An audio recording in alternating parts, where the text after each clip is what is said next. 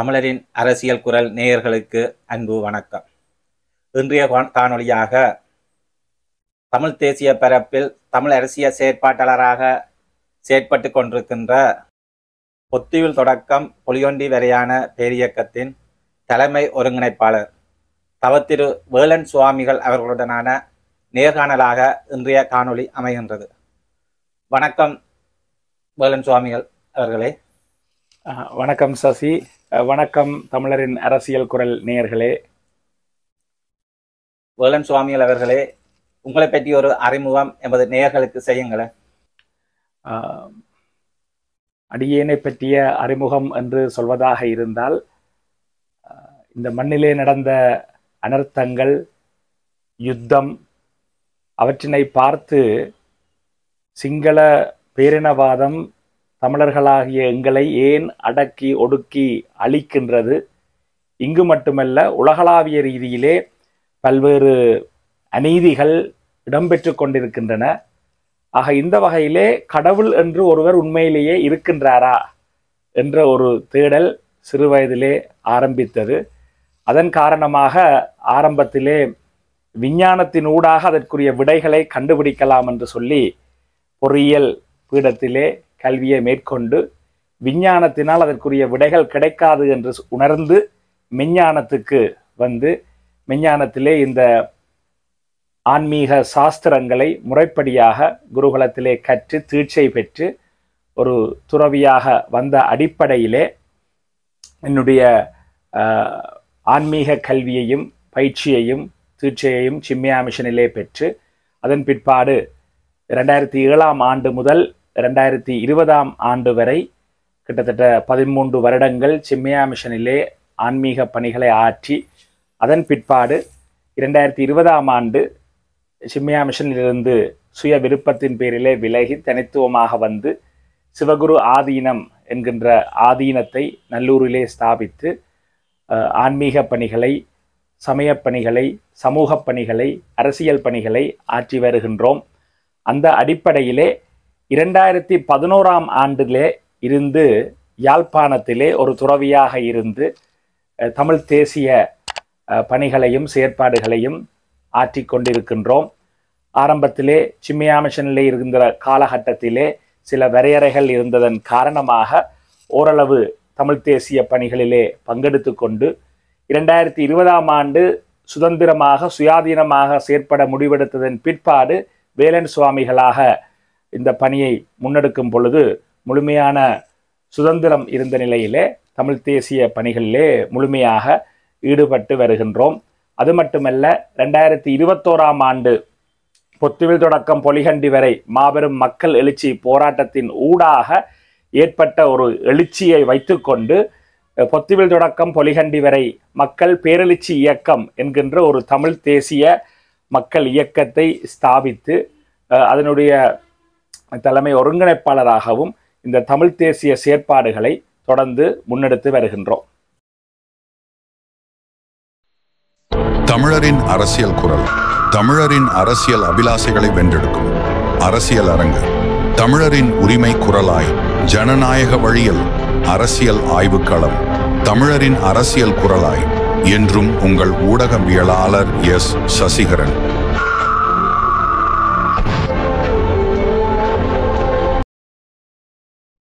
தமிழ் தேசிய பரப்பில் உங்களுடைய பணிகள் இடம்பெற்று கொண்டிருக்கின்றது. இவ்வாறான சூழலில் தமிழ் தேசியம் என்றால் என்ன, தமிழ் தேசியத்துக்கு நீங்கள் கொடுக்கின்ற விளக்கம் எவ்வாறு இருக்கின்றது என்று தமிழ் தேசியம் பற்றி எல்லோரும் பேசிக் கொண்டிருக்கின்றார்கள். ஆனால் தமிழ் தேசியத்துக்கான உண்மையான விளக்கமும் அதன் வரையறையும் தெரியாமல் எங்களில் தமிழ் தேசிய அரசியலில் தமிழ் தேசியம் பேசிக் கொண்டிருக்கின்றார்கள். இது தொடர்பாக நீங்கள் தமிழ் தேசியத்துக்கு என்ன வியாக்கியானம் கொடுக்க முற்படுகின்றீர்கள்? ஆமாம், நல்ல ஒரு கேள்வி, அவசியமான கேள்வி. எங்களுடைய உறவுகளுக்கெல்லாம் தெரிந்திருக்க வேண்டிய அடிப்படை விடயம் தமிழ் தேசியம் என்ற அடிப்படையான விடயமாக இருக்கிறது. எத்தனையோ மாவீரர்கள் தங்களுடைய உயிர்களை தியாகம் செய்து பொதுமக்கள் தங்களுடைய இன்னுயிர்களை ஈந்து பயணித்து கொண்டிருக்கின்ற இந்த தமிழ் தேசிய விடுதலை போராட்டம் என்பது விலை மதிப்பற்றது. அந்த விதத்திலே தமிழ் தேசியம் என்றால் என்ன என்று பார்க்கும் பொழுது தமிழ் மொழி தமிழ் வாழ்வியல், தமிழர்களுடைய அடிப்படை இனத்துக்குரிய பண்பாட்டு அம்சங்களை பேணக்கூடிய அதே நேரம் தமிழர்கள் ஒரு தேசிய இனம், குறிப்பாக வடக்கு கிழக்கு தமிழர்களுடைய தாயகம், பாரம்பரியமாக தமிழர்கள் வாழ்ந்து வருகின்ற இடம். இந்த தமிழ் தேசிய இனம் என்பது சுய நிர்ணயத்துக்கு உரியது. அதனுடைய இறைமை அங்கீகரிக்கப்பட்ட நிலையிலே ஒரு இனமாக நாங்கள் சிந்திப்பது அதைத்தான் தமிழ் தேசியம் என்று வரையறுக்கின்றோம். இது அடிப்படை அரசியல் விதியை பிரதானமாக வரையறுத்திருந்தாலும் தாயகம், தேசியம், சுயநிர்ணயம் என்ற கோட்பாடுகளை இது தன்னகத்தே கொண்டிருந்தாலும் தமிழ் தேசியம் என்பது தமிழ் மொழியை பேசுதல் என்ற விடயத்தில் இருந்து வெறுமனே மொழி மட்டுமல்ல, தமிழர்களுடைய வாழ்வியலை வாழுதல் என்ற அடிப்படையில் இருந்து வடக்கு கிழக்கிலே தொடர்ச்சியாக தமிழர்கள் ஒரு இனப்பரம்பலாக வாழுகின்ற அந்த தாயக பூமிக்குரிய கோட்பாட்டையும் சர்வதேச நியமங்களின்படி சுய நிர்ணயத்துக்கு உரிமை உடையவர்கள் என்ற அடிப்படையையும் பேணக்கூடிய விதத்திலே வாழுதல். அது மட்டுமல்ல, தமிழர்களுடைய பாரம்பரிய கலை, கலாச்சார, பண்பாட்டு அம்சங்கள், அது கூத்து வடிவங்களாக இருக்கலாம், இசை வடிவங்களாக இருக்கலாம், கலைகளை தொடர்ந்து பேணுதல். அது மட்டுமல்ல, தமிழர்களுடைய பொருளாதார ரீதியிலே ஒரு சுயசார்பு பொருளாதார நிலையை அடைதல், இயற்கையோடு ஒன்றிய வாழ்வு, இயற்கையை நேசிக்கின்ற வாழ்வு என்று இந்த தமிழ் தேசியம் என்பது ஒரு பரந்துபட்ட ஒரு நிலையிலே இருக்கிறது. ஒவ்வொரு தமிழனும் உண்மையான தமிழனாக, தமிழை நேசிப்பவனாக, தமிழ் வாழ்வியலை நேசிப்பவனாக அவன் வாழ்வானாக இருந்தால் அவன் தமிழ் தேசியத்தை நேசிக்கின்றான், தமிழ் தேசியத்தை ஆதரிக்கின்றான் என்ற அடிப்படை தான் இருக்கிறது. ஆகவே இந்த அடிப்படையிலே தமிழ் தேசியம் என்று சொல்லும் பொழுது நாங்கள் தமிழர்களாக எங்களுடைய இனத்தினுடைய அனைத்து அம்சங்களையும் பாரம்பரியங்களையும் பேணுபவர்களாக வாழுதல் என்பதும் சுயநிர்ணயத்துக்கு உரித்து உடையவர்கள் என்பதும் இதனுடைய அடிப்படை கூறுகளாக இருக்கிறது. நாங்கள் தமிழ் தேசியம் என்று பேசிக்கொண்டிருக்கின்றோம். ஆனால் தமிழ் தேசியம் பேசுகின்ற பல்வேறு கட்சிகள் சமூகத்தில் இருக்கின்றது. ஆயினும் தமிழ் தேசியம் பேசுகின்ற கட்சிகளிடையே ஒற்றுமை, ஐக்கியம் காணப்படவில்லை.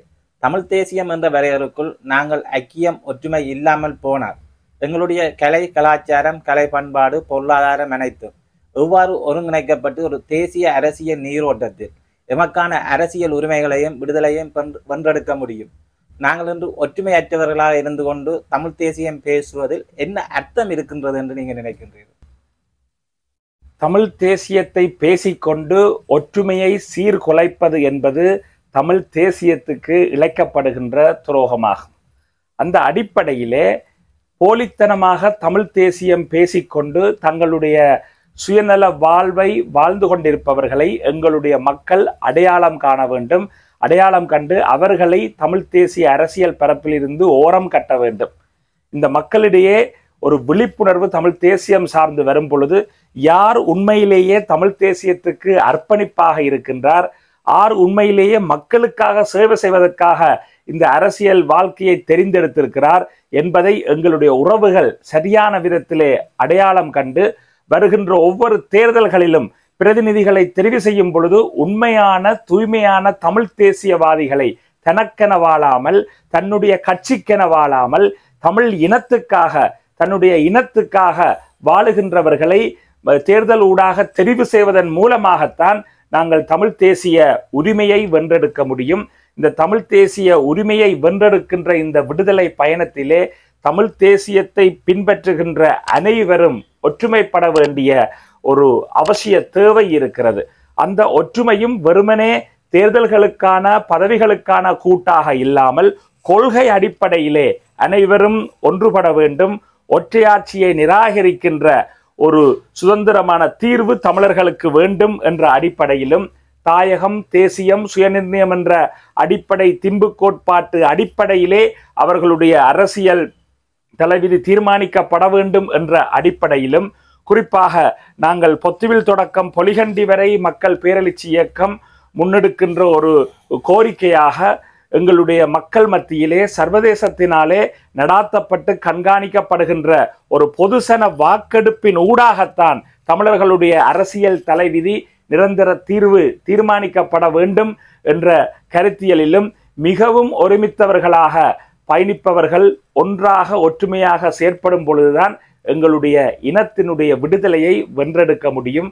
ஆகவே எங்களுடைய மக்கள் உறவுகள் இவற்றை சரியாக புரிந்து கொண்டு வெறுமனே கட்சி அரசியலுக்கு பின்னாலும் தனிநபர் அரசியலுக்கு பின்னாலும் செல்லாமல் இனம் சார்ந்த அரசியலை, தமிழினம் சார்ந்த அரசியலை, தமிழ் தேசிய அரசியலை முன்னெடுக்கும் பொழுது நிச்சயமாக ஒரு ஒற்றுமை ஏற்பட்டு தமிழ் தேசியத்துக்கான விடுதலையை நாங்கள் அடைய முடியும் என்று நம்புகின்றோம். ஆகவே இதனை தமிழ் தேசிய பரப்பில் இருக்கின்ற அரசியல் தலைமைகளும் உணர்ந்து நீங்கள் மாவீரர்களுடைய தியாகங்களையும் இந்த மண்ணும் மக்களும் இவ்வளவு காலமும் செய்திருக்கக்கூடிய அர்ப்பணிப்புகளுக்கு மதிப்பு கொடுத்து நீங்களும் அதை உணர்ந்து செயற்பட வேண்டும் என்ற வேண்டுகோளையும் நாங்கள் இந்த இடத்திலே முன்வைக்கின்றோம். நீங்களும் தமிழ் தேசிய அரசியல் பரப்பில் தொடர்ந்து வேலை செய்து கொண்டிருப்பதனால் நான் தமிழ் தேசியம் பற்றி மீண்டும் ஒரு கேள்வியை கேட்கின்றேன். எல்லோரும் எல்லாரையும் துரோகிகள் என்று சொல்கின்றார்கள். தமிழ் தேசிய பரப்பில் தமிழ் தேசியம் பேசுகின்றவர்களே தங்களுக்கு பிடிக்காதவர்கள், தங்களுக்கு எதிர்த்தரப்பில் இருக்கின்றவர்களை துரோகிகள் என்று பட்டம் சூட்டுகின்றார்கள். தமிழ் தேசியம் பேசாதவர்கள் மத்தியில் இதை நாங்கள் கதைக்க விரும்பவில்லை. தமிழ் தேசியம் பேசுகின்றவர்களே தமிழ் தேசியம் பேசுகின்றவர்களிடம் வெவ்வேறு கருத்து நிலை இருக்கின்ற சூழலில் அவர்களை துரோகிகள் என்று கூறுகின்றார்கள். இந்த துரோகிகள் பட்டம் கொடுப்பதனால் தமிழ் தேசியம் எதிர்காலத்தில் எவ்வாறான நிலையை அடையும் என்று நீங்கள் குறிப்பிட விரும்புகின்றீர்கள்? துரோகிகள் என்ற பட்டம் கொடுப்பதனாலே நாங்கள் எதனையுமே அடையப் போவது கிடையாது. உண்மையிலேயே 2009 யுத்தம் மௌனிக்கப்பட்டதன் பிற்பாடு தமிழ் தேசிய அரசியல் பரப்பிலே செயற்படுபவர்கள் எல்லோரும் எத்தனை சதவீதம் இனத்துக்காக உண்மையாக அர்ப்பணிப்புள்ளவர்களாக நீங்கள் செயற்பட்டு கொண்டிருக்கிறீர்கள் என்று ஒவ்வொரு அரசியல் பிரதிநிதிகளும் அரசியல் தலைவர்களும் தங்களை தாங்களே கேட்டுக்கொள்ள வேண்டும். இது மிகவும் அடிப்படையான விடயம்.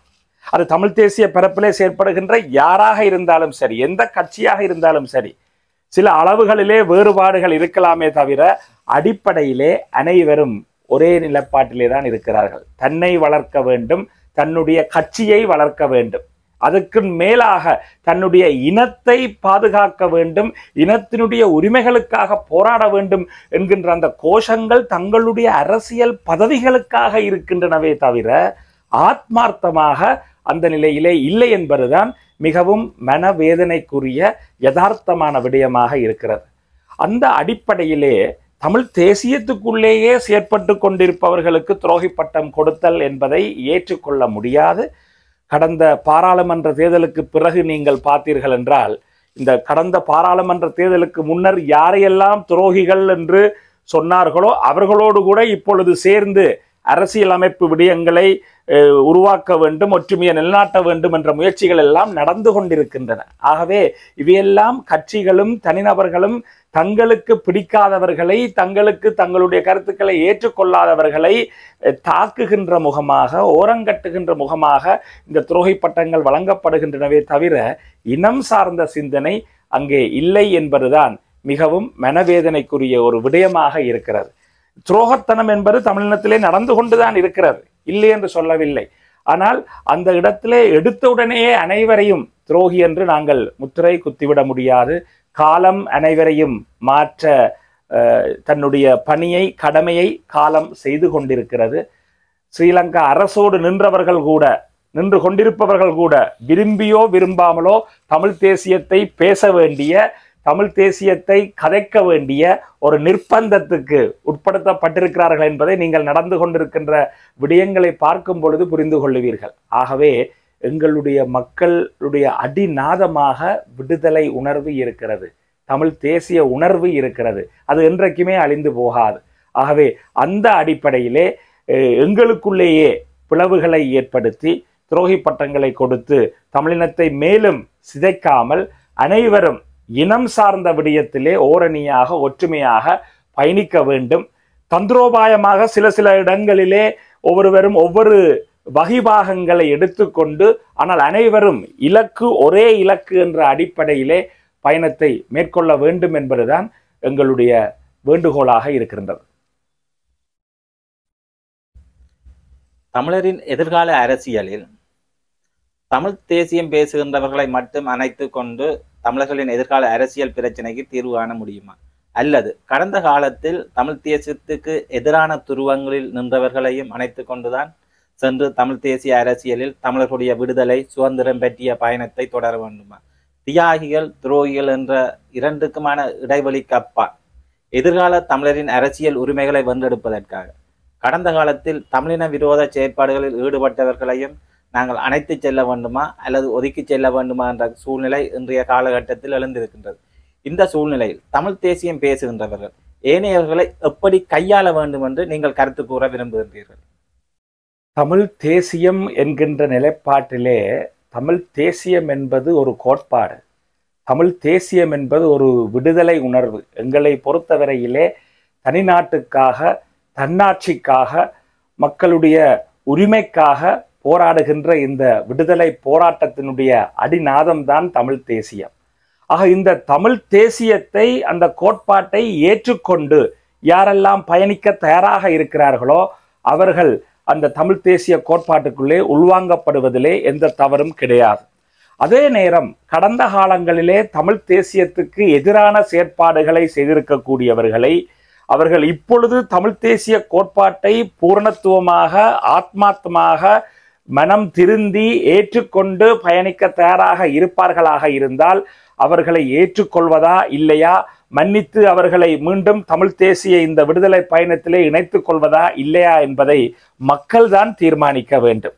இது ஒரு தனி மனிதனோ அல்லது அரசியல் கட்சிகளோ அல்லது அரசியல் கட்சிகளுடைய தலைவர்களோ பாராளுமன்ற உறுப்பினர்களோ தமிழ் தேசிய செயற்பாட்டாளர்களோ தீர்மானித்து விடுகின்ற விடயம் அல்ல. ஆகவே ஒவ்வொரு தமிழ் மகனும் இதனை தீர்மானிக்க வேண்டும் என்பதுதான் எங்களுடைய ஒரு மக்கள் இயக்கமாக எங்களுடைய நிலைப்பாடாக இருக்கிறது. ஆகவே அந்த அடிப்படையிலே ஜனநாயக ரீதியிலே எங்களுடைய இனம் இன்று விடுதலைக்காக போராடி கொண்டிருக்கின்ற இந்த காலகட்டத்திலே தமிழ் தேசியத்துக்கு தூய்மையாக இருக்கக்கூடியவர்கள் இந்த பயணத்திலே பயணிப்பதிலே எங்களுக்கு ஆட்சேபனை கிடையாது. தமிழ் தேசியம் என்கின்ற முகமூடியை அணிந்து கொண்டு தமிழ் தேசியத்துக்கு எதிரான செயற்பாடுகளை செய்பவர்கள், சிங்கள அரசுகளோடு மறைமுகமான உறவுகளை பேணிக்கொண்டு சர்வதேசத்திலே இனப்படுகொலை நடக்கவில்லை, இன அழிப்பு நடக்கவில்லை, ஐநா சபையிலே காலக்கெடுக்களை நீட்டிக்கொண்டு இலங்கை ஸ்ரீலங்கா அரசுக்கு உதவியாக இருக்கக்கூடியவர்கள், ஆனால் தமிழ் தேசிய முகமூடியோடு மக்கள் மத்தியிலே வந்து பேசும் பொழுது தமிழ் தேசிய கோட்பாட்டை பேசிக்கொண்டு அங்கே தென்னிலங்கையிலே சிங்கள அரசுகளோடு உறவாடும் பொழுது சிங்கள தேசத்தை அல்லது ஒற்றையாட்சியை, ஏக்கி ராச்சியத்தை ஏற்றுக்கொண்டு பயணிக்கின்றவர்களை முற்றுமுழுதாக நாங்கள் ஒதுக்கியே ஆக வேண்டும். ஏனென்றால் ஏற்றுக்கொள்ள வேண்டும் என்ற அடிப்படையிலே தமிழ் தேசிய கோட்பாட்டுக்குள்ளே எங்களுக்கு எதிராக வேலை செய்பவர்கள் என்பது உறுதியாக தெரிந்ததன் பிற்பாடு அவர்களை இணைத்து கொண்டு பயணிப்பது என்பது நிச்சயமாக இந்த தமிழ் தேசிய பயணத்தை ஒரு ஆபத்திலே கொண்டு வந்து நிற்பாட்டும் என்ற கடந்த கால வரலாறுகளையும் நாங்கள் மனதிலே இருத்தி கொண்டு அந்த விடயத்திலே அனைவரும் தெளிவாக இருக்க வேண்டும். ஆக சுருக்கமாக சொல்வதானால் தமிழ் தேசிய நிலப்பாட்டிலே அந்த கொள்கையை ஏற்றுக்கொண்டு அதற்கு தூய்மையாக உண்மையாக யாரெல்லாம் பயணிக்கிறார்களோ அவர்கள் ஒன்று திரண்டு விடுதலையை நோக்கி பயணிக்க வேண்டும் என்பதுதான் எங்களுடைய நிலைப்பாடாக இருக்கிறது. அது மட்டுமல்ல, ஒவ்வொரு தேர்தல் வரும் பொழுதும் தேர்தலுக்கு அண்மை காலத்திலே பிரச்சார நேரங்களிலே தமிழ் தேசிய கோட்பாட்டை பேசுவதும் அதற்கு பிறகு தேர்தல் முடிவுற்றதும் தமிழ் தேசியத்துக்கு எதிரான நிலைப்பாட்டை எடுத்து செயற்படுவதும் மிகவும் கண்டிக்கத்தக்க விடயம். ஆகவே இந்த அடிப்படையை பார்க்கும் பொழுது தமிழ் தேசிய இனத்தினுடைய விடுதலை பயணத்திலே தாயகம், தேசியம், சுயநிர்ணயம் என்ற அடிப்படை கோட்பாடுகளை ஏற்றுக்கொண்டு பயணிப்பவர்களை நாங்கள் எப்பொழுதும் தொடர்ந்து இந்த பயணத்திலே முன்னெடுத்து கொண்டு செல்ல முடியும். அது மட்டுமல்ல, உங்களுக்கு தெரியும், அரசியலிலே ராஜதந்திரம், சூக்ஷ்மம், அதி நுட்பமான மதிநுட்பம் இவையெல்லாம் தேவைப்படுகின்றன. ஆகவே அந்த நுட்பங்களோடு நாங்கள் யாரையும் கையாளக்கூடியவர்களாக, தலைமைத்துவ பண்புகளை கொண்டிருக்கக்கூடியவர்களாக எங்களை நாங்கள் வளர்த்து கொள்ளும் பொழுது யாராலும் எதையும் செய்துவிட முடியாது என்பதுதான் யதார்த்தம்.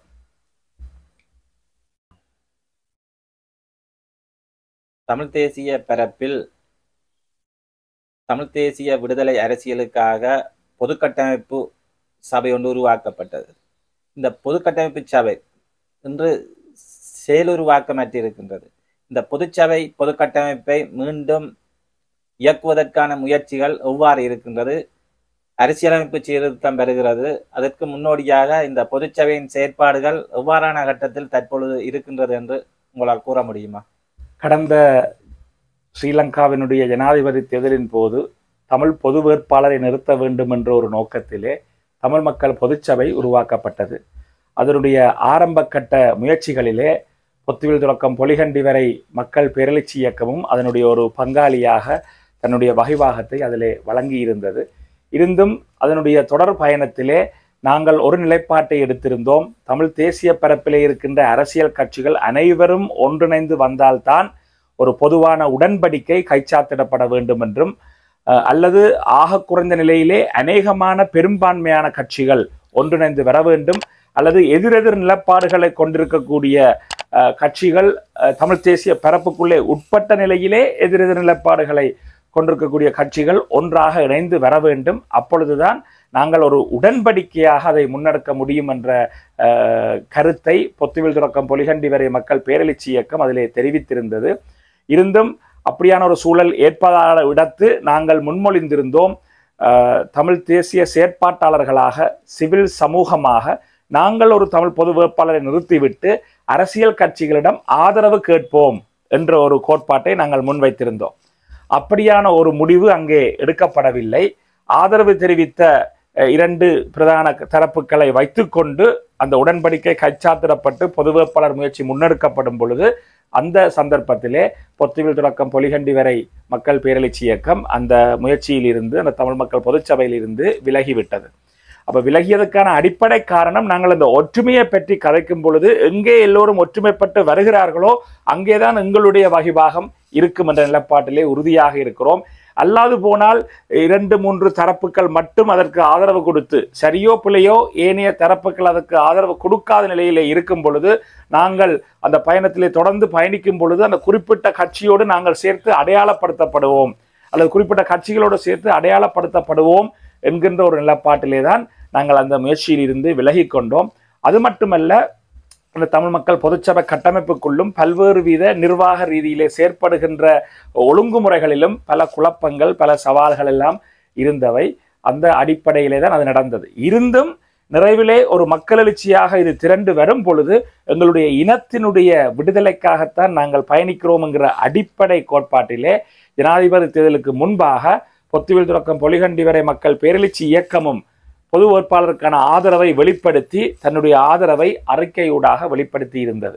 ஆகவே அதற்கு பிறகு நான் நினைக்கின்றேன், தொடர்ந்து வந்த பாராளுமன்ற தேர்தலிலே தமிழ் மக்கள் பொதுச்சபை எந்த ஒரு வகிபாகத்தையும் வகிக்காமல் இருந்த காரணத்தினாலும், தமிழ் மக்கள் பொதுச்சபையிலே இருந்தவர்கள் ஓரிருவர் கிழக்கு மாகாணத்திலே தேர்தல் அரசியலிலே ஈடுபட்டதன் காரணத்தினாலும் இப்பொழுது தமிழ் மக்கள் பொதுச்சபை செயலிழந்து இருக்கிறது என்றுதான் நான் கருதுகின்றேன். அந்த அடிப்படையிலே எங்களுடைய பொத்துவில் தொடக்கம் பொலிகண்டி வரை மக்கள் பேரெழுச்சி இயக்கம் இப்பொழுது தமிழ் மக்கள் பொதுச்சபையினோடு எந்தவித தொடர்பிலும் இல்லை என்ற அடிப்படையிலே அதனுடைய எதிர்கால செயற்பாடுகளை பற்றி எங்களால் எதுவுமே கூற முடியாத ஒரு சூழ்நிலை இருக்கின்றது. இலங்கையின் புதிய அரசியலமைப்புக்காக தமிழ் மக்கள் பேரவை இந்த அரசியல் வரைவு ஒன்றை தயாரித்திருந்தார்கள். அந்த அரசியல் வரைவு தற்பொழுது எந்த கட்டத்தில் இருக்கின்றது? இலங்கையின் 3வது அரசியலமைப்பு சீர்திருத்தம் செய்யப்படுகின்ற போது தமிழர்களுடைய சார்பில் எவ்வாறான ஒரு அரசியல் திட்டத்தை முன்வைக்க போகின்றார்கள்? அண்மையில் சுமந்திரன் கூறியிருந்தார், நாங்கள் எல்லாத்தையும் சொல்லிவிட்டோம், இனி அரசாங்கம் தான் ஒரு தீர்வு திட்டத்தை எங்களுக்கு முன்வைக்க வேண்டும் என்று. இது பற்றி உங்களுடைய கருத்து எவ்வாறு இருக்கின்றது? ஸ்ரீலங்கா அரசு ஒரு புதிய அரசியலமைப்பை கொண்டு வர இருக்கின்றது என்ற அடிப்படையிலே தமிழ் தேசிய பரப்பிலே பயணித்து கொண்டிருக்கின்ற அரசியல் கட்சிகள் அனைவரும் ஒற்றுமையாக இணைந்து பொதுமக்கள் அமைப்புகள், குடிசார் அமைப்புகள், பாதிக்கப்பட்ட தரப்புகள், பல்கலைக்கழக மாணவர்கள் என்று அனைத்து தரப்பினரும் ஒன்றுபட்டு ஒரு நிரந்தர அரசியல் தீர்வு திட்டம் ஒன்றை முன்வைக்க வேண்டிய ஒரு தேவை, கடப்பாடு இருக்கிறது என்பதிலே எங்களுக்கு மாற்று கருத்து இல்லை.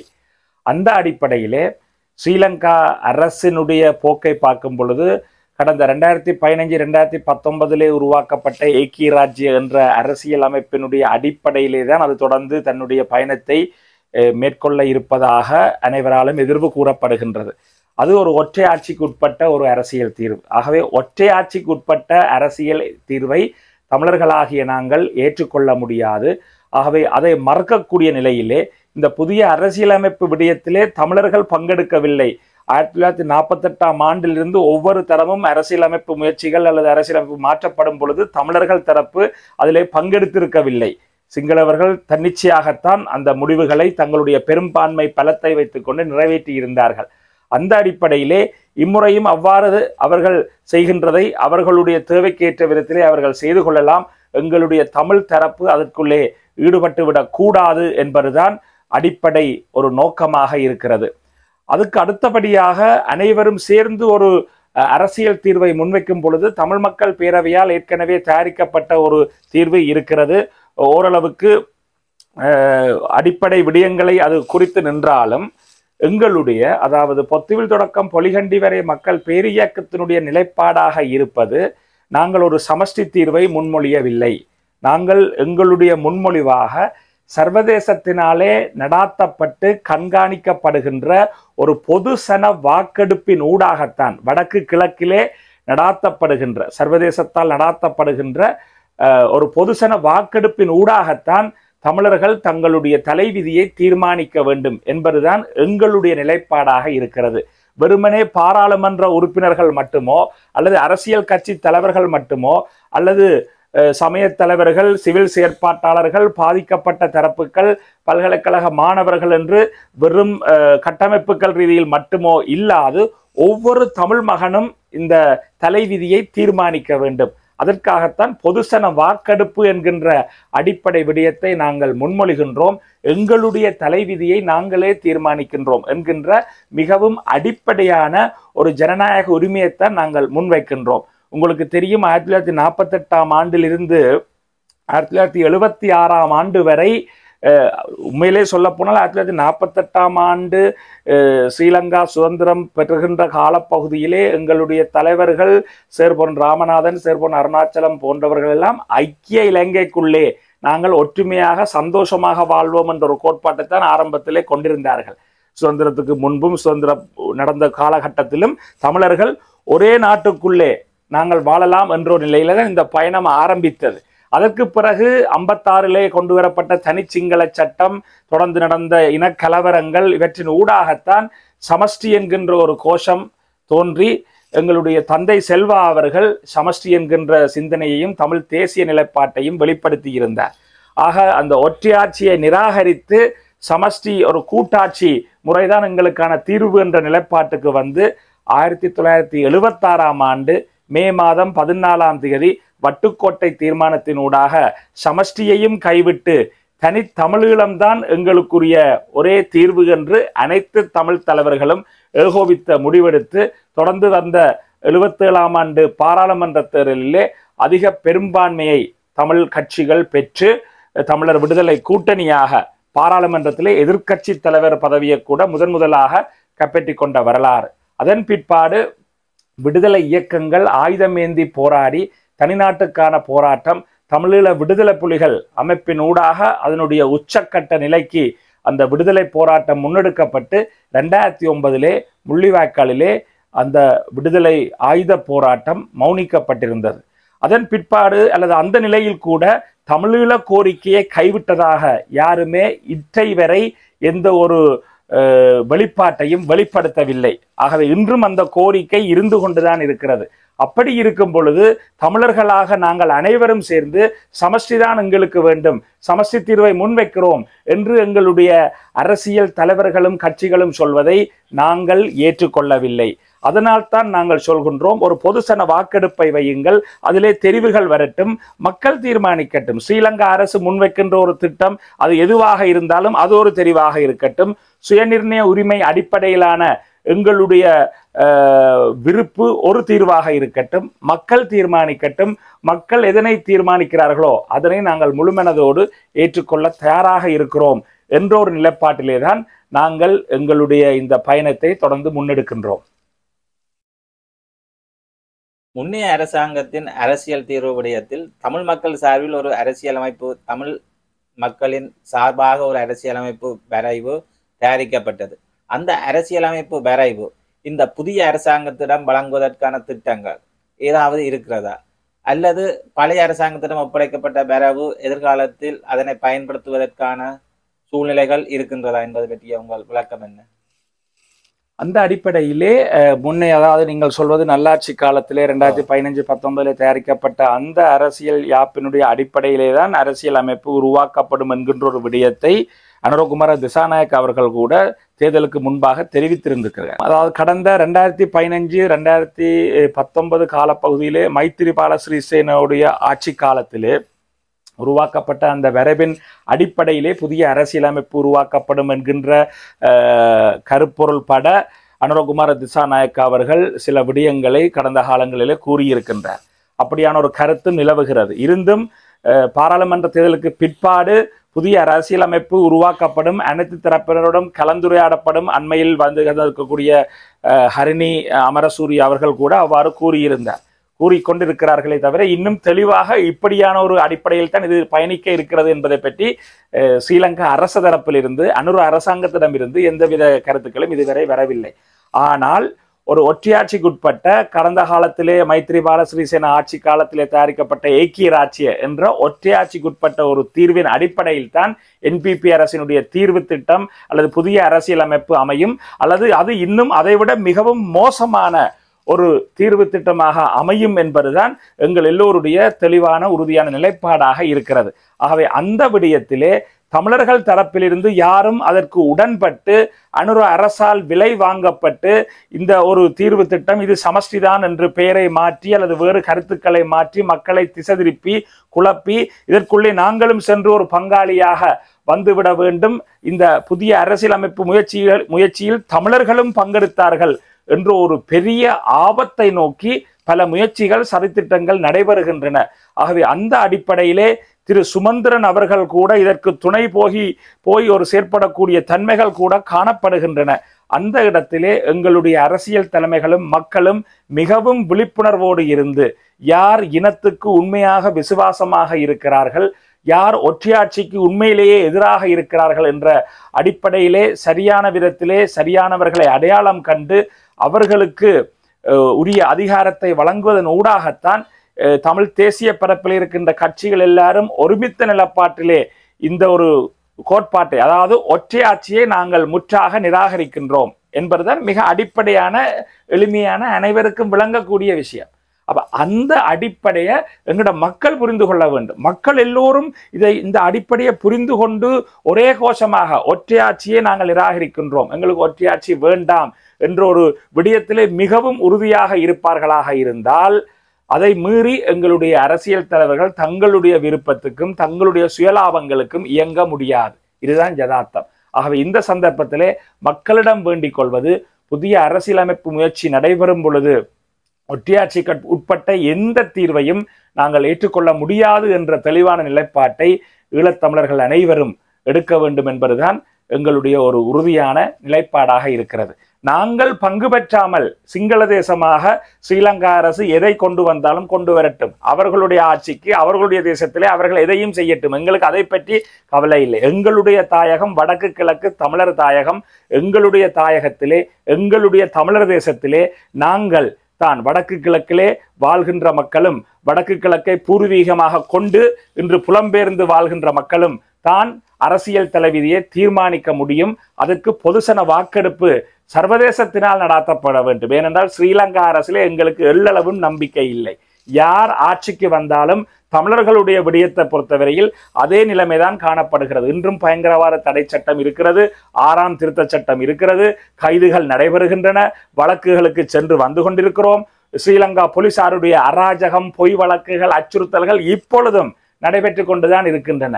ஆகவே அதிலே எந்த மாற்றமும் கிடையாது. இதனை எங்களுடைய மக்களும் உணர்ந்து கொண்டு விழிப்படைய வேண்டும் என்பதுதான் எங்களுடைய விருப்பமாக இருக்கிறது.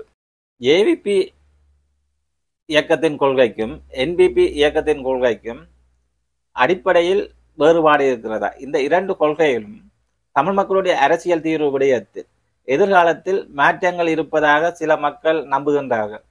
இந்த மாற்றமானது உண்மையான மாற்றமா இல்லாட்டி இது ஒரு போலியான மாற்றமா என்பது பற்றி எங்களுடைய மக்களுக்கு நாங்கள் விளங்கப்படுத்த வேண்டிய தேவை இருக்கிறது. ஜேவிபி தனது கொள்கையில் மாறிவிட்டது, என்பிபியின் கொள்கைதான் தமிழ் மக்களுடைய புதிய உறவுக்கு பயன்படுத்தப்படுகிறது என்ற கருத்துருவாக்கம் சில தமிழ் மக்களால் நம்பப்படுகின்றது. இது பற்றி இந்த கொள்கை மாற்றம் உண்மையானதா பொய்யானதா என்பது பற்றி உங்களுடைய விளக்கம் எவ்வாறு இருக்கின்றது? உண்மையிலேயே ஜேவிபிக்கும் என்பிபிக்கும் இடையிலே கொள்கை மாற்றம் இருக்கிறது என்பது ஒரு மாயை தோற்றம். இது உருவாக்கப்பட்ட ஒரு பிம்பம், அதிலே உண்மை கிடையாது. ஜேவிபி தான் இன்று என்பிபி என்கின்ற முகத்தை காட்டிக்கொண்டு இந்த ஆட்சியை நடாத்தி கொண்டிருக்கிறது. ஜேவிபியினுடைய கட்சியினுடைய செயலாளர் டில்வின் சில்வா அவர்களுடைய ஒரு வழிகாட்டலிலே தீர்மானங்களிலே தான் இந்த அரசாங்கமே இயங்கிக் கொண்டிருக்கிறது. ஜேவிபி என்பது மக்கள் மயப்பட ஆரம்பித்த காலகட்டங்களிலே பல்வேறு அமைப்புகளை, கட்டமைப்புகளை, தொழிற்சங்கங்களை, பலவித மக்கள் சார் அமைப்புகளை எல்லாம் உருவாக்கியது.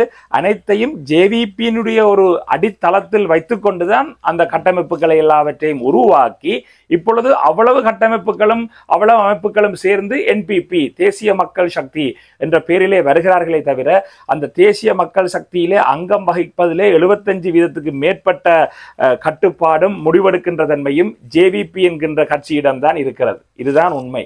ஆகவே சுருக்கமாக சொல்ல போனால் ஜேவிபிக்கும் என்பிபிக்கும் இடையிலே கொள்கை ரீதியிலே, தீர்மானங்கள் ரீதியிலே எந்த வேறுபாடும் கிடையாது. குறிப்பாக தமிழர்களுடைய அரசியல் பிரச்சனை, இனப்பிரச்சனை சார்ந்த அணுகுமுறைகளிலே எந்த வேறுபாடும் கிடையாது. இதனை எங்களுடைய மக்கள் புரிந்து கொள்ள வேண்டும்.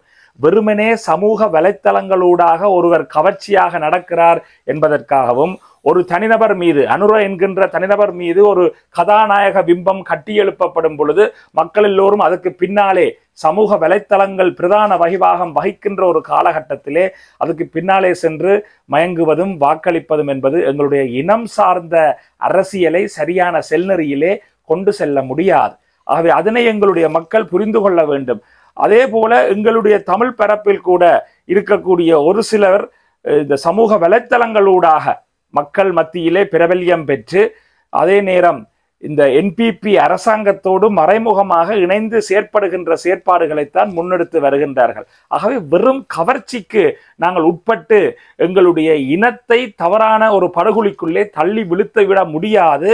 இனம் சார்ந்த விடுதலை உணர்வை, அரசியலை சரியாக புரிந்து கொண்டு எங்களுடைய தமிழ் மக்கள் தேர்தல்கள் வரும் பொழுது வாக்களிக்க வேண்டும். எதிர்வரும் உள்ளூராட்சி சபை தேர்தல்கள் வரும் பொழுது கூட தமிழ் தேசிய பரப்பிலே இருக்கக்கூடிய கட்சிகளுக்கு தமிழ் தேசியத்தை ஆத்மார்த்தமாக நேசிக்கின்ற உண்மையான தூய்மையான பிரதிநிதிகளைத்தான் எங்களுடைய மக்கள் தெரிவு செய்ய வேண்டும் என்பதுதான் எங்களுடைய வேண்டுகோளாக இருக்கிறது.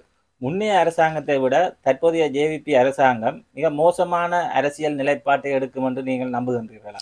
நிச்சயமாக மிகவும் மோசமான நிலைப்பாட்டை அவர்கள் மிகவும் சூக்ஷ்மமாக, இந்த சொல்லுவார்களே வாழைப்பழத்துல ஊசி ஏற்றுறது போல, அப்படியான நிலைப்பாட்டில் நிச்சயமாக அவர்கள் எடுப்பார்கள். ஒரு சின்ன உதாரணத்தை எடுத்தால், தேர்தலுக்கு முதல் சொல்கிறார்கள் நாங்கள் ஆட்சிக்கு வந்ததும் அரசியல் கைதிகளை விடுதலை செய்வோம் என்று. ஆட்சிக்கு வந்ததன் பிறகு நீதியமைச்சர் சொல்கிறார் அரசியல் கைதிகள் என்றே ஒருவரும் இல்லை என்று. அப்படி அரசியல் கைதிகள் என்று ஒருவரும் இல்லைன்னா அப்ப எல்லாரும் பயங்கரவாதிகள். அப்ப யாரையும் விடுதலை செய்யலாம். இப்ப இந்த விடுதலை செய்தா தென்னிலங்கை குழம்பும், பயங்கரவாதியை நீ விடுதலை செய்கிறேன். இப்படி ரொம்ப சூக்ஷ்மமாக இவர்களுடைய காய் நகரத்தில் இருக்கிறது. உங்களுக்கு தெரியும், வடக்கு கிழக்கு இணைப்பை சட்ட ரீதியாக அது முரண்பாட்டுக்குரியது என்று சொல்லி வழக்கு போட்டு வடக்கையும் கிழக்கையும் பிரித்தவர்கள் தான் இந்த ஜேவிபியினர். 2004ஆம் ஆண்டு சுனாமி அனர்த்தம் இடம்பெற்றிருக்கும் பொழுது அதனால் பாதிக்கப்பட்ட மக்களுக்கு உதவுகிறதுக்கு உருவாக்கிய ஒரு கட்டமைப்பை எதிர்த்து இது நடைபெறுமாக இருந்தால் நான் பதவி துறக்கிறேன் என்று அந்த நேரம் விவசாய அமைச்சராக இருந்தவர் தான் ஜேவிபி அனுர குமார திசாநாயக்க. அந்த பதவியை துறந்து விடுகிறார். ஆகவே இப்படிய பின்னணியிலே இந்த ஜேவிபி அரசு என்பது மிகவும் ஒரு இனத்துவேஷமான, தமிழர்களை அடக்கி ஒடுக்குகின்ற ஒரு அணுகுமுறையைத்தான் அவர்கள் செய்து கொண்டிருக்கிறார்கள். என்பிபி அரசாங்கத்தையும் எங்களுடைய ஜனாதிபதி அனுர குமார திசாநாயக்காவையும் தமிழ் மக்கள் நம்பியிருக்கின்றார்கள். சந்திரிகா 94ஆம் ஆண்டு ஜனாதிபதியான போது ஒரு சமாதான புறா பறந்து வந்தது போல இன்று தமிழ் மக்கள் மத்தியில் ஜனாதிபதி அனுர குமார திசாநாயக்காவும் தமிழ் மக்களுக்கு ஒரு விமோசனத்தை பெற்று தருவார் என்ற நம்பிக்கை தமிழ் மக்களிடம் ஒரு பகுதியினரிடம் காணப்படுகிறது. இந்த நம்பிக்கை உண்மையா இருக்குமா அல்லது இந்த நம்பிக்கை பொய்த்து போகுமா என்பது பற்றி உங்களுடைய பார்வை எவ்வாறு இருக்கின்றது?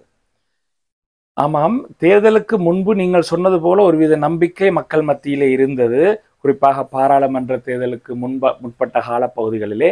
ஆனால் அதற்கு பிறகு இப்பொழுது என்பிபி அரசாங்கம், தேசிய மக்கள் சக்தி ஆட்சிக்கு வந்து இப்பொழுது சில காலங்கள் கடந்திருக்கக்கூடிய சூழ்நிலையிலே எந்தவித மாற்றங்களையும் மக்களாலே உணர முடியவில்லை. தேர்தலுக்காக செய்யப்பட்ட ஒரு சில விடயங்கள், ஒரு பாதையை மட்டும் திறந்து விடுதல் அல்லது ஒரு தடை சோதனை சாவடியை அகற்றி விடுதல் போன்ற ஒரு சில உதாரணங்களை மட்டும் செய்துவிட்டு அதற்கு பிறகு மிகவும் மோசமாக நடந்து கொள்கின்ற ஒரு நிலைமைதான் இப்பொழுது இருக்கிறது. ஆகவே கடந்த அரசாங்கங்களை விட இந்த ஜேவிபி அனுர அரசாங்கம் தமிழர்களுடைய விடயத்திலே மிகவும் ஒரு துவேஷமாக, தீவிரமாகத்தான் தன்னுடைய செயற்பாடுகளை மிகவும் சூக்ஷ்மமாக, நுட்பமாக நகர்த்தி வருகிறது. அந்த அடிப்படையிலே பார்த்தால், ஆட்சிக்கு வர முதல் அரசியல் கைதிகளை நாங்கள் ஆட்சிக்கு வந்தால் விடுதலை செய்வோம் என்று வாக்குறுதி வழங்கியவர்கள் இன்று அரசியல் கைதிகளே இல்லை என்று சொல்லிக் கொண்டிருக்கிறார்கள். பயங்கரவாத தடை சட்டத்தை நீக்குவோம் என்று சொன்னவர்கள் இப்பொழுது அதற்கான எந்த ஒரு முயற்சிகளையும் மேற்கொள்ளவில்லை. இப்படி பார்க்கும் பொழுது இந்த ஜேவிபி அரசுதான் வடக்கு கிழக்கை வழக்கு போட்டு பிரித்தது. சுனாமி கட்டமைப்பை 2004ஆம் ஆண்டு தமிழர்களுக்கு ஒரு உதவி செய்ய வந்த ஒரு கட்டமைப்பை அனுரகுமார திசாநாயக்க அவர்கள் சந்திரிகாவுடைய ஆட்சி காலத்திலே விவசாய அமைச்சராக இருந்த அந்த அமைச்சு பதவியை துறந்து தன்னுடைய ஒரு நிலைப்பாட்டை வெளிப்படுத்தி இருந்தார். அந்த நிலைப்பாடுகளிலிருந்து இன்று வரை இந்த ஜேவிபி மாறவில்லை. ஐக்கிய நாடுகள் சபையாலே கொண்டு வரப்பட்ட 51 தீர்மானத்தை முற்றாக ஜேவிபி அரசு நிராகரித்திருக்கிறது. சர்வதேச தலையீட்டுக்கு எள்ளளவும் இடம் இல்லை என்ற நிலைப்பாட்டிலே ஜேவிபி அரசு செயற்பட்டு கொண்டிருக்கிறது. ஆகவே அந்த அடிப்படையிலே பார்க்கும் பொழுது அரசியல் கைதிகள் இல்லை அல்லது என்று சொன்ன நீதி அமைச்சர் போல அமைச்சர் சந்திரசேகர் அவர்கள் காணாமலாக்கப்பட்டோர் என்று சொல்லி யாரும் இல்லை என்ற விடயத்தை கூட ஆட்சி அமைத்ததன் பிற்பாடு சொல்லி இருக்கிறார். ஆகவே இவர்களுடைய கருத்துக்கள் அவ்வப்போது டில்வின் சில்வா அவர்களும் ஒவ்வொரு விதமான அரசியலமைப்பு தொடர்பான கருத்துக்களை எடுத்து சொல்லி வருகின்றார். ஆகவே இவர்கள் சர்வதேச சூழ்நிலைக்கு ஏற்றவாறு தங்களுடைய ஆட்சியை தக்க வைக்க வேண்டும் என்பதற்காகவும் சர்வதேச IMF போன்ற நிறுவனங்களிடமிருந்து நிதியை பெற்றுக்கொள்வதற்காகவும் அவ்வப்போது சில விடயங்களை எங்களுக்கு சார்பான விடயங்களாக இவர்கள் கதைத்தாலும் அவர்களுடைய செயற்பாட்டிலே எள்ளளவும் இது கிடையாது என்பதுதான் யதார்த்தமாக இருக்கிறது. இந்த அரசியலமைப்பு திருத்தம், புதிய அரசியலமைப்பை தாங்கள் ஆட்சிக்கு வந்தவுடன் கொண்டு வருவோம் என்று சொன்னார்கள். ஆனால் ஆட்சிக்கு வந்து இப்பொழுது சொல்கின்றார்கள் அது உடனடியாக செய்ய முடியாது இருக்கின்றது என்று. ஆனால் அவர்கள் இந்த கால நீடிப்பை இழுத்தடிப்பதற்கு என்ன காரணம், என்ன பிரதான காரணம்? அவர்கள் அரசியலமைப்பை கொண்டு வர முயற்சிக்காமல் இருப்பதற்கு என்ன காரணம் என்று நீங்கள் நினைக்கின்றீர்கள்? அவர்கள் அரசியலமைப்பு கொண்டு வருதல் என்பதற்கு முதலிலே மாகாண சபை தேர்தல்களை நடத்துதல் என்ற அடிப்படை கூட இங்கே அதற்கான முயற்சிகள் இல்லாத வகையிலும் 13ஆம் திருத்த சட்டத்தை நடைமுறைப்படுத்துவோம் என்ற இருக்கக்கூடிய சட்டத்தை நடைமுறைப்படுத்துகிற என்ற அந்த விஷயம் கூட இல்லாமலும் அதற்கு முன்பு பார்த்தால் தமிழ் மொழியை முழுமையாக நடைமுறைப்படுத்துதல். அண்மையிலே கிளிநொச்சி நீதிமன்றத்துக்கு நான் சென்றிருந்தேன் கடந்த கிழமை. கடந்த பழைய வடக்கிலிருந்து கிழக்கு நோக்கி போராட்ட வழக்குக்காக கிளிநொச்சி போலீசாரும் யாழ்ப்பாண போலீசாரும் சிங்களத்திலே தான் கொண்டு வந்து அந்த துண்டுகளை, அந்த அறிவித்தல்களை எங்களுக்கு தந்து கொண்டிருக்கிறார்கள். ஆகவே அந்த தமிழ் மொழி உரிமையை மாற்றுகின்ற ஒரு சின்ன விஷயம், நீங்கள் அரசியலமைப்பை பற்றி கரைச்சி கொண்டிருக்கிறீர்கள், இந்த மொழி உரிமை என்கிற ஒரு சின்ன விஷயத்தை கூட ஆட்சிக்கு வந்து இப்போ 6 மாதம் ஆகுது, இவ்வளவுக்குள்ளே ஒரு மாற்றத்தை கொண்டு வர முடியாமல் தான் அவர்கள் இருக்கிறார்கள். இப்போ நவம்பர், டிசம்பர், ஜனவரி, பிப்ரவரி, இப்போ 3-4 மாதம் 3 மாதம் முடிந்து 4ஆவது மாதம் நடந்து கொண்டிருக்கிறது. ஆகவே இந்த விடயத்திலே இப்ப சிலர் சொல்கிறார்கள் நாங்கள் ஒரு 6 மாதம் ஆகட்டும், இன்னும் ஒரு 2 மாதம் இருக்கு பார்ப்போம், அதுக்குள்ள ஏதோ செய்வினம் கொள்ளுவினம். ஆனால் அதுக்கான எந்த ஒரு குறியீடுகளும் கிடையாது. தமிழருடைய தீர்வு கொடுக்க வேண்டும் என்ற ஒரே காரணத்துக்காகத்தான் இந்த அரசியலமைப்பு சீர்திருத்தம் பிற்போடப்படும் என்ற சூழ்நிலை உருவாகியிருக்கிறது. இது பற்றி உங்களுடைய கருத்து என்ன? அரசியலமைப்பு அவர்கள் சீர்திருத்த தங்களுடைய 5 வருஷ ஆட்சி காலத்திலே 3ஆவது வருஷத்திலே இல்ல 4ஆவது வருஷத்திலே கொண்டு வருவோம் என்ற மாதிரித்தான் அவர்கள் கருத்துக்களை அவர்களே சொல்லிக் கொண்டிருக்கிறார்கள். சொன்னார்கள் நாங்கள் ஆட்சிக்கு வந்தவுடன் அரசியலமைப்பை திருத்துவோம் சொல்லுவோம் என்றுதான் சொன்னார்கள். ஆனால் இப்ப பார்த்தா அந்த நிலப்பாட்டில் அவர்கள் இருப்பதாக தெரியவில்லை. ஆகவே அந்த அரசியலமைப்பை அவர்களுக்கு சாதகமான தமிழ் தரப்பு இல்லாததால் இழுத்தடிக்கிறார்களோ தெரியவில்லை. தமிழ் தரப்பு அரசியலிலும் அவர்கள் எதிர்பார்த்த சிலர் பாராளுமன்ற உறுப்பினர்களாக வருவார்கள் என்று அவர்கள் எதிர்பார்த்து சில விஷயங்களை சொல்லியிருந்து மக்களாலே அவர்கள் சில நபர்கள் பாராளுமன்ற தேர்தலிலிருந்து இதிலிருந்து ஒதுக்கப்பட்ட நிலையிலே அவர்களுக்கு ஆதரவான தன்மை இல்லாத சூழ்நிலையும் அதை பிற்போடுவதற்கான சாத்தியக்கூறுகளை உருவாக்க முடியும். அதற்குரிய சாத்தியக்கூறுகளும் இருக்கின்றன.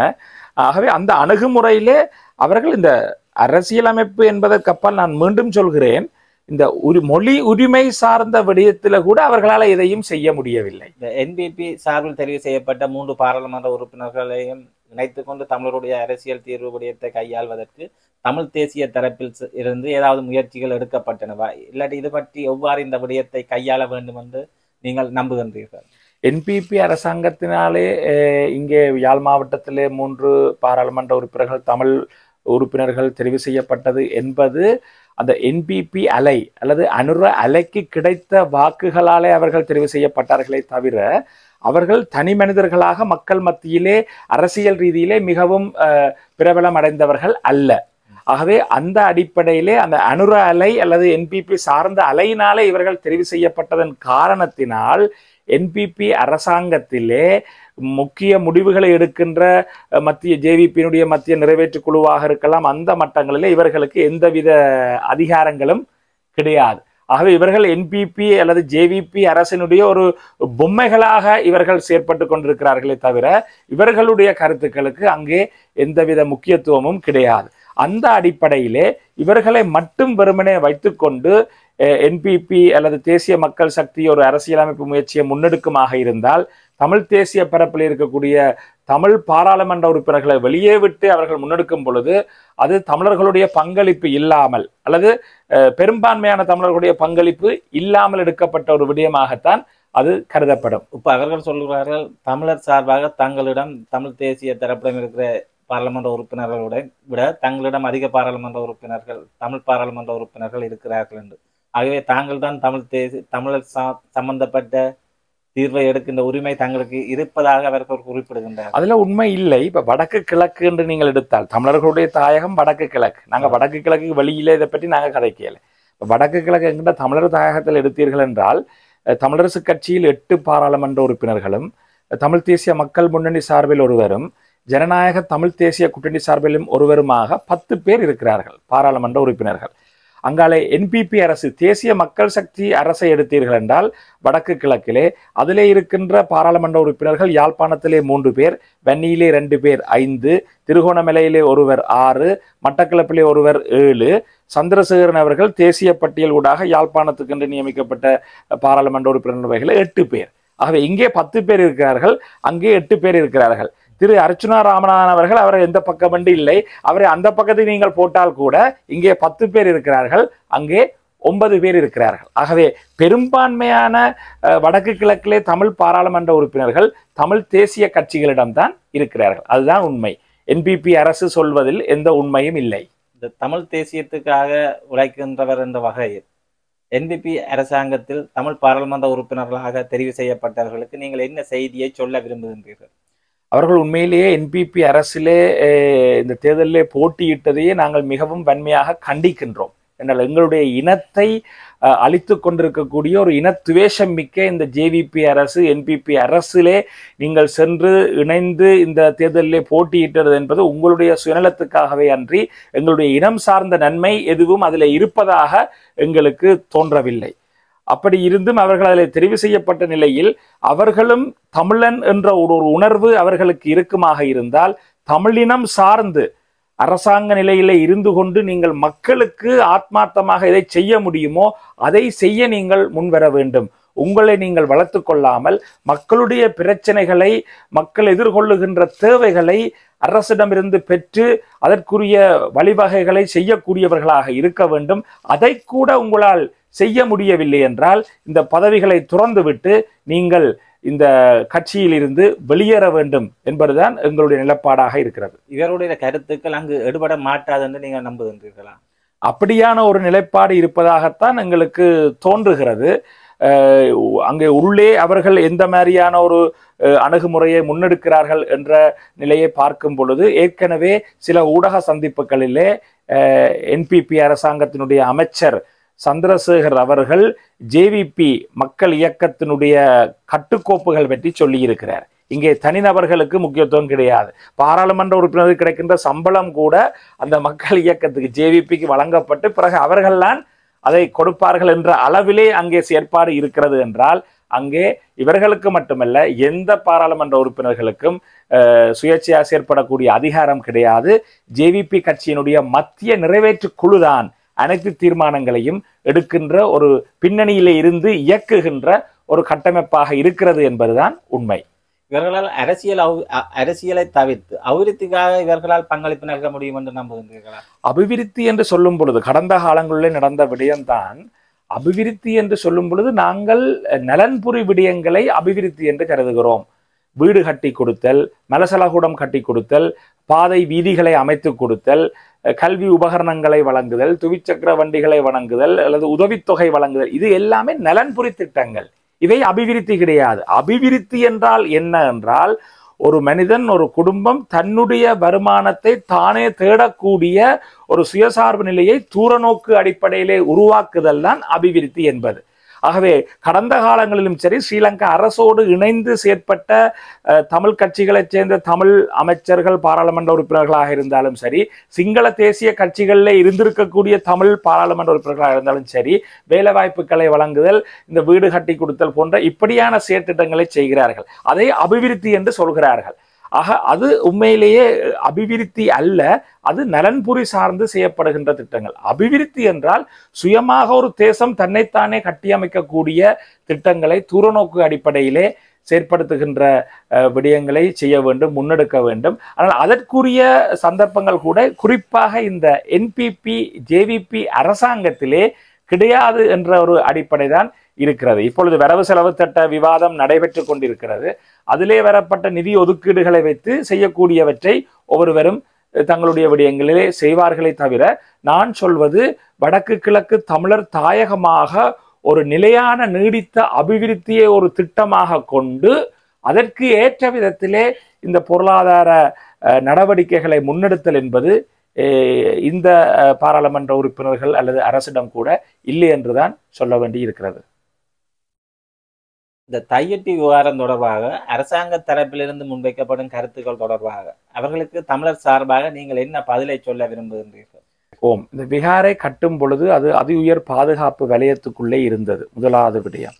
இரண்டாவது, விகாரை கட்டப்பட்ட காலப்பகுதி கொரோனா காலப்பகுதி. இரண்டாவது, மூன்றாவது, முப்படைகளுடைய பிரதானியாக அந்த நேரம் இருந்த சவேந்திர சில்வா அவர்கள் தான் இந்த விகாரைக்கு அடிக்கல் வைத்து முற்றுமுழுதாக இராணுவத்தினுடைய பாதுகாப்பு அமைச்சினுடைய ஏற்பாட்டிலே தான் இந்த விகாரை கட்டப்பட்டிருக்கிறது. உள்ளூராட்சி மன்றங்கள் மற்றும் அமைப்புகளுடைய எந்தவித அனுமதியும் இதற்கு உத்தியோகபூர்வமாக பெறப்படவில்லை.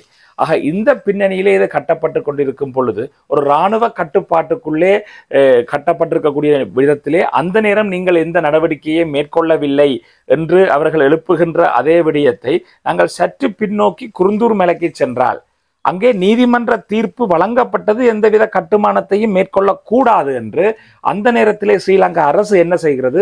இராணுவ தடைகளை போட்டு சாதாரண பொதுமக்கள், ஊடகவியலாளர்கள் கூட, சர்வதேச ஊடகவியலாளர்கள் கூட உள்ளே செல்ல முடியாத விதத்திலே சிங்கள மக்களையும் விதுர விக்ரமநாயக்க அமைச்சரையும் உள்ளே விட்டு வழிபாடுகளை ஆற்ற வைத்து இரவோடு இரவாக இராணுவத்தினரை போட்டு விகாரியை கட்டி முடித்து விடுகிறார்கள். ஆகவே நீங்கள் ஒரு நியாயத்தை சும்மா ஒரு கருத்து சொல்ல வேண்டும் என்பதற்காக நீங்கள் இதை சொல்கிறீர்களே தவிர, அந்த இராணுவத்தை பயன்படுத்தி சட்டத்தை மீறி கட்டப்பட்ட நிலையிலே இங்கேயும் எந்தவித ஒரு அனுமதியும் பெறாமல் தான் இது கட்டப்பட்டிருக்கிறது. ஆகவே அந்த அடிப்படையிலே இப்பொழுது பாதைக்காக மக்களுக்கு அந்த காணி திறந்து விடப்பட்ட நிலையிலே தான் அந்த மக்களுடைய எந்தெந்த காணிகள் எல்லாம் இதற்குள்ளே உள்வாங்கப்பட்டிருக்கின்றன.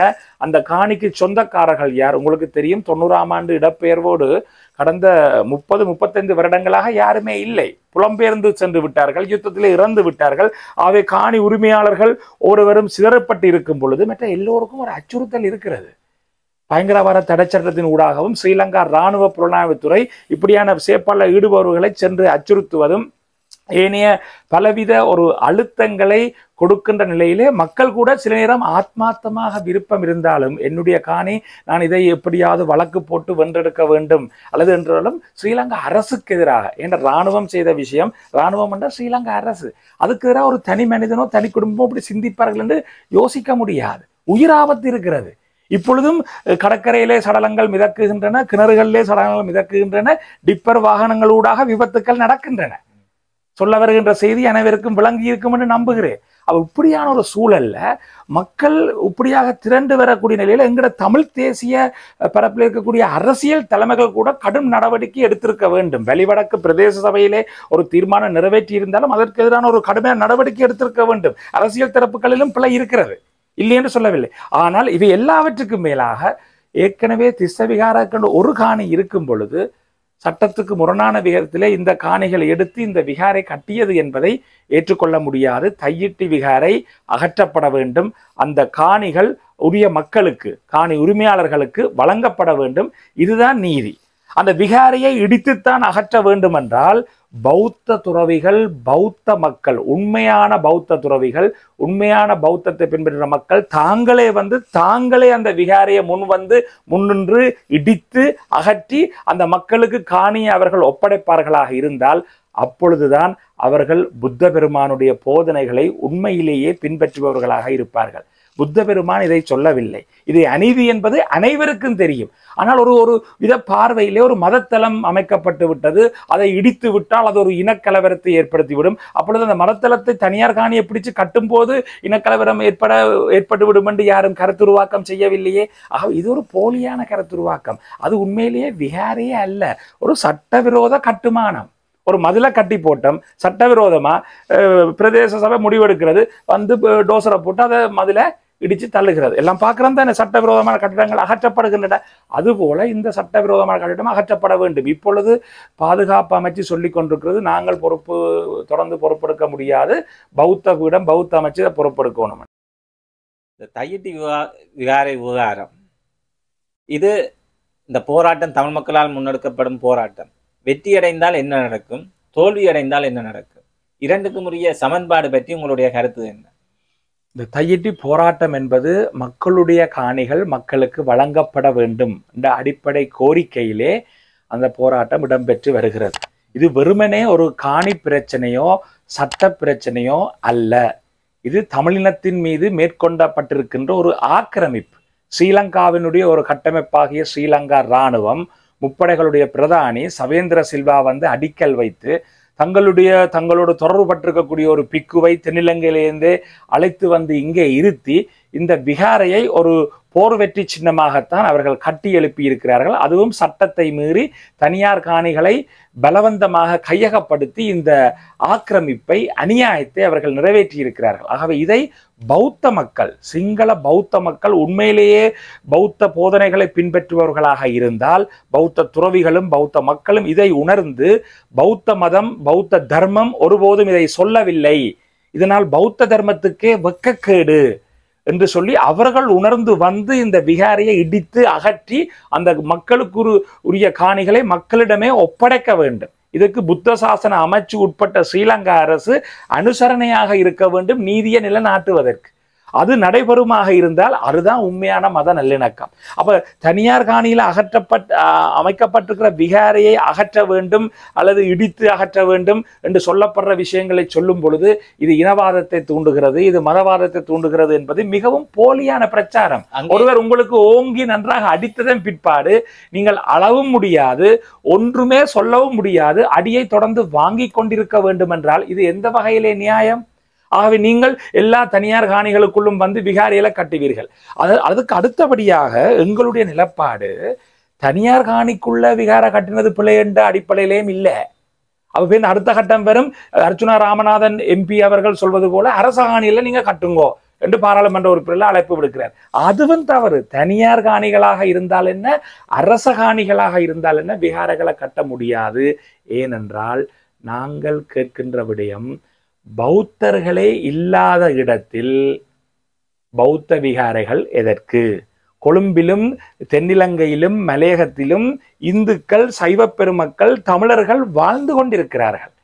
அவர்கள் அங்கே சட்டத்துக்கு உட்பட்ட விதத்திலே சட்ட ரீதியாக ஆலயங்களை அமைத்து வழிபடுகிறார்கள். சிலர் அப்படியும் ஒரு தவறான பார்வை இருக்கு. அங்கெல்லாம் நீங்க கோயில் கட்டி கும்பிடுறீங்க, வழிபடுறீங்க, இங்க வந்து விஹார கட்டி கும்பிட்டா என்ன விளையாண்டு?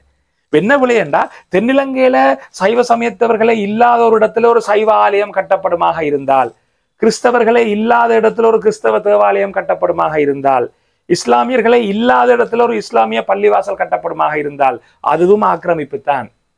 ஆக இதிலே மதவாதம் என்பதோ இனவாதம் என்பதோ எள்ளளவும் கிடையாது. சட்டத்துக்கு முரணான விதத்திலே உரிய மதத்துக்குரிய மக்கள் இல்லாத இடத்திலே அந்த மத வழிபாட்டு தலம் எதற்கு? அது சைவ சமயமாக இருந்தால் என்ன, பௌத்த தர்மமாக இருந்தால் என்ன, இஸ்லாமிய மார்க்கமாக இருந்தால் என்ன, கத்தோலிக்க கிறிஸ்தவ மதமாக இருந்தால் என்ன, அனைவருக்கும் ஒரே நீதிதான். ஆகவே இந்த என்பிபி ஜேவிபி அரசாங்கம் அனைவரும் இலங்கையர் என்று ஒரு அழகான ஒரு கோஷத்தை முன்வச்சு அந்த அனைவரும் இலங்கையர் என்ற விதத்துல அதன் அர்த்தம் என்னென்றால் அனைவரும் சிங்கள பௌத்தர்கள். இலங்கையருக்கு பதிலாக நீங்க சமன்பாடு கேட்டீங்களே, வெற்றி தோல்வி சமன்பாடு, இங்க வெற்றி தோல்வி சமன்பாடு கிடையாது, ஒரே சமன்பாடு, இலங்கையர் சமன் சிங்கள பௌத்தர். ஆகவே இந்த சிங்கள பௌத்த பேரினவாதம் எங்களை இப்படி அடக்கி அழித்து ஒடுக்குமுறைக்கு உட்பட்ட நிலைதான் இன்றும் தொடர்கிறது. இந்த திசை விகார இது ஒரு கட்டிடமாக நீங்க பாக்குறீர்களா, விகாரியாக பாக்குறீர்களா, இல்லாட்டி இது ஒரு ராணுவ வெற்றி சின்னமாக பார்க்கின்றீர்களா? இது உண்மையிலேயே சட்டவிரோத கட்டிடம், அதே நேரம் இராணுவத்தினுடைய ஆக்கிரமிப்பு. இராணுவ வெற்றி சின்னம் என்று கூட சொல்ல முடியாது. இராணுவம் வெற்றி பெறவில்லை. இவ்வளவு மக்களையும் 1.5 லட்சத்துக்கு மேற்பட்ட மக்களை இனப்படுகொலை செய்து இன அழிப்பு செய்து எவ்வளவு கற்பழிப்புகள், எவ்வளவு யுத்த குற்றங்கள், எவ்வளவு மனித குலத்துக்கு எதிரான குற்றங்கள், ஒரு இனப்படுகொலை இன அழிப்பை செய்து அவர்கள் அடைந்ததை ஒருபோதும் வெற்றி என்று சொல்லவே முடியாது. இது அவமானம். இது இராணுவத்தினுடைய அவமானத்தினுடைய சின்னமாகத்தான் இதை நாங்கள் பார்க்க வேண்டும். ஆக இந்த அடிப்படையில இது வெற்றி சின்னமே கிடையாது, வெற்றியே கிடையாது. அந்த இடத்தில் தமிழினம்தான் வெற்றி பெற்றிருக்கிறது. இராணுவ ரீதியிலே எல்லாம் அடக்கி ஒடுக்கப்பட்டு சர்வதேச சூழ்ச்சிகளின் காரணமாக எங்களுடைய இராணுவ பலம் அங்கே இல்லாமல் செய்யப்பட்டிருக்கிறது அல்லது மௌனிக்கப்பட்டிருக்கிறதே தவிர உண்மையான வெற்றி என்பது யுத்த விதிமுறைகளை சரியாக பின்பற்றி, சர்வதேச போரியல் சட்டங்களை சரியாக பின்பற்றி நேருக்கு நேரே நின்று செய்யக்கூடிய எல்லாள மன்னன் தெரியும் உங்களுக்கு, தமிழனுடைய வரலாறு. அப்படி நின்று பெறுவதுதான் இராணுவ வெற்றி. இது சூழ்ச்சிகளாலும் சர்வதேச போரியல் சட்டங்களுக்கு எதிரான முரணான குண்டுகளையும் பொஸ்பரசு குண்டுகளாக இருந்தால் என்ன வேறு விதங்கள் எல்லாவற்றையும் பயன்படுத்தி ஒரு இனத்தையே அழித்து செய்திருக்கக்கூடிய ஒரு இனப்படுகொலை, இன அழிப்பு தான் 2009 முள்ளிவாய்க்காலிலே இடம்பெற்றிருக்கிறது. ஆகவே இந்த தையிட்டி விகாரை என்பது சட்டவிரோதமான கட்டிடம், இல்லீகல் ஸ்ட்ரக்சர். அது அகற்றப்பட்டே ஆக வேண்டும். காணிகள் உரியவர்களிடம் ஒப்படைக்கப்பட வேண்டும். அங்கே இருக்கின்ற பிக்கு வந்து NIB-யிலே ஒரு இராணுவ அதிகாரியாக இருந்ததாக கூறப்படுகிறது. அது சம்பந்தமாக ஏதாவது தகவல்கள் உங்களிடம் இருக்கிறதா? அப்படி நானும் கேள்விப்பட்டிருக்கிறேன். அப்படி இருக்கலாம். உண்மையிலேயே எனக்கு தெரிந்த ஒரு பௌத்த பிக்கு நண்பர் இருக்கிறார். பாராளுமன்றத்துக்கு அருகிலே அவருடைய அந்த ஆசிரமம் நிறுவனம் இருக்கிறது. வல்பொல ராகுல இன்ஸ்டிடியூட், வல்பொல ராகுல நிறுவனம் என்பது அந்த நிறுவனம். ராகுல தேரர் அங்கே இருக்கக்கூடிய வந்து இல்ல, ராகுல தேரர் அல்ல, அவருடைய குருவுக்கு பேர் ராகுல தேரர். அவர் ஒரு பேராசிரியர். அவர் இப்பொழுது அமரத்துவம் அடைந்து விட்டார். அவருடைய சிஷ்யர் இப்ப இருப்பவருடைய பேர் வந்து கல்கந்த தம்மானந்த தேரர். கலனி பல்கலைக்கழகத்தினுடைய வரலாற்று துறையினுடைய தலைவராக இருந்து இப்பொழுது பதவி விலக்கப்பட்டிருக்கிறார். ஒரு நல்ல அற்புதமான பௌத்த பிக்கு. ஒரு பௌத்த பிக்கு எப்படி இருக்கணும்ன்றதுக்கு ஒரு முன்னுதாரணமானவர்.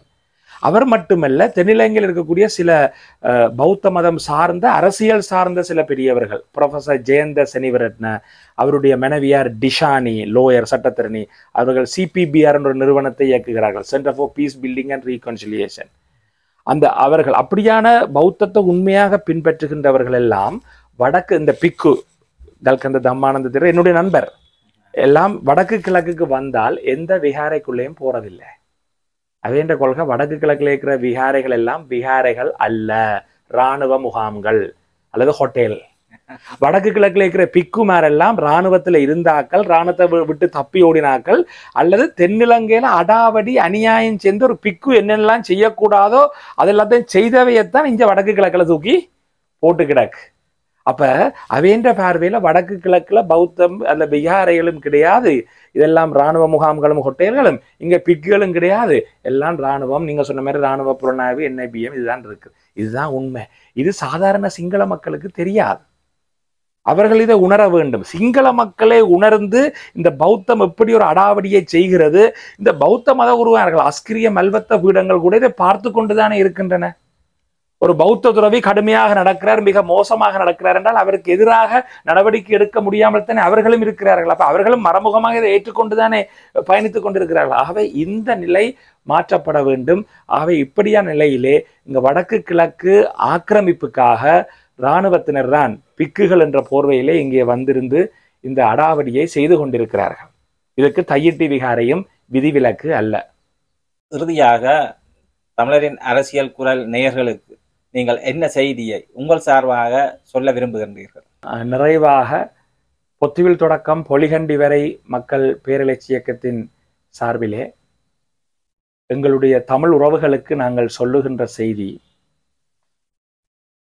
ஈழத்தமிழர்களுடைய நிரந்தர அரசியல் தீர்வுக்கு சர்வதேசத்தால் கண்காணிக்கப்பட்டு நடாத்தப்படுகின்ற ஒரு பொது வாக்கெடுப்பின் மூலமாகத்தான் ஈழத்தமிழர்களுடைய நிரந்தர அரசியல் தீர்வு எட்டப்பட வேண்டும் என்பதும், அந்த பொது வாக்கெடுப்பிலே ஒரு தெரிவாக சுயநிர்ணய உரிமை உட்பட்ட சர்வதேச நியமங்களுக்கு உட்பட்ட விதத்திலே அந்த பொது வாக்கெடுப்பு நடத்தப்பட வேண்டும் என்பது எங்களுடைய நிரந்தர அரசியல் தீர்வுக்கான கோரிக்கையாகவும் பொத்துவில் தொடக்கம் பொலிகண்டி வரை மக்கள் பேரெழுச்சி இயக்கத்தினுடைய நிலைப்பாடாகவும் இருக்கிறது. இந்த பொது வாக்கெடுப்பு என்கின்ற விடயத்திலே எங்களுடைய ஈழத்து தமிழ் உறவுகள் அனைவரும், தாயகத்தில் வாழ்பவர்களும் தமிழகத்திலே இருக்கின்ற தமிழ் தேசிய செயற்பாட்டாளர்களும் புலம்பெயர் தேசமுமாக ஒன்றாக இணைந்து இந்த வேண்டுகோளை முன்வைக்க வேண்டும் என்பதுதான் எங்களுடைய விருப்பமாக இருக்கிறது. இரண்டாவதாக, உடனடி வேண்டுகோளாக P2P இயக்கத்தினுடைய வேண்டுகோள், சர்வதேசத்துக்கு விடுக்கின்ற வேண்டுகோள், வடக்கு கிழக்கு தமிழர் தாயகத்திலிருந்து இராணுவம் முற்றாக வெளியேற்றப்பட வேண்டும். இந்த பௌத்த ஆக்கிரமிப்பாக இருக்கலாம், நில ஆக்கிரமிப்புகளாக இருக்கலாம், பொருளாதார ரீதியிலே எங்களுடையவர்களுக்குரிய வளங்களை சுரண்டுவதாக இருக்கலாம், எங்களுடைய நிலங்களிலே விவசாயம் செய்து இராணுவத்தினர் உழைத்துக் கொண்டிருக்கிறார்கள், சிகை அலங்கரிப்பு நிலையங்களை வன்னியிலே அமைத்து குறைந்த விலையிலே உழைத்துக் கொண்டிருக்கிறார்கள். இப்படி பொருளாதார வளங்களாக இருக்கலாம்.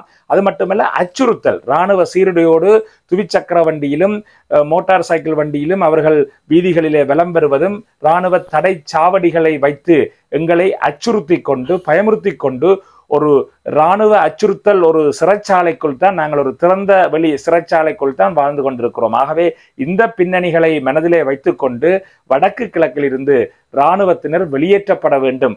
இது எங்களுடைய உடனடி கோரிக்கையாகவும் இருக்கிறது. ஆகவே இந்த நிரந்தர தீர்வுக்காக பொதுசன வாக்கெடுப்பும் உடனடியாக இராணுவம் வெளியேற்றப்பட வேண்டும் என்ற கொள்கைகள் அடிப்படையிலே பொத்துவில் தொடக்கம் பொலிகண்டி வரை மக்கள் பேரெழுச்சி இயக்கம் பயணித்துக் கொண்டிருக்கிறது. எங்களுடைய இயக்கத்தோடு இணைந்து தமிழ் தேசிய செயற்பாட்டாளர்களை செயற்பட விரும்புபவர்களையும் எங்களோடு நீங்கள் இணைந்து கொள்ளலாம் என்று அன்புரிமையோடு இந்த நேரத்திலே அழைத்து, தமிழர்களின் அரசியல் குரல் சார்பிலே நேயர்களுக்கும் நேர்காணலை செய்த திரு சசி அவர்களுக்கும் எங்களுடைய நன்றிகளை தெரிவித்து விடைபெறுகின்றோம். நன்றி. இதுவரை நேரமும் தமிழரின் அரசியல் குரலுடன் இணைந்திருந்த பொத்துவில் தொடக்கம் பொலிகண்டி வரை பேரியக்கத்தின் தலைமை ஒருங்கிணைப்பாளர் வேலன் சுவாமிகள் அவர்களுக்கு நன்றி கூறி இன்றைய நேர்காணலை நிறைவு செய்கின்றோம். நன்றி வேலன் சுவாமிகள் அவர்களே. தமிழரின் அரசியல் குரல் நேயர்களுக்கும் நன்றி. நன்றி சசி அவர்களே. அதேபோல் தமிழரின் அரசியல் குரல் நேயர்கள் அனைவருக்கும் எமது நன்றிகள்.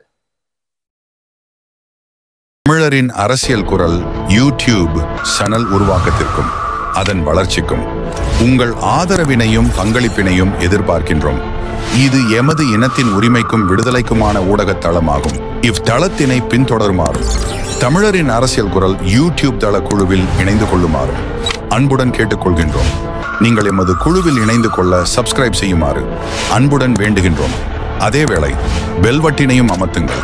அப்பொழுது எமது பதிவுகள் குறும் செய்தியாக தங்களை வந்தடையும். எமது தளத்தினை உங்கள் நண்பர்களுடன் பகிர்ந்து அறிமுகம் செய்து வைக்குமாறு கேட்டுக்கொள்கின்றோம். தமிழரின் அரசியல் குரலாய் என்றும் உங்கள் ஊடகவியலாளர் S. சசிகரன்.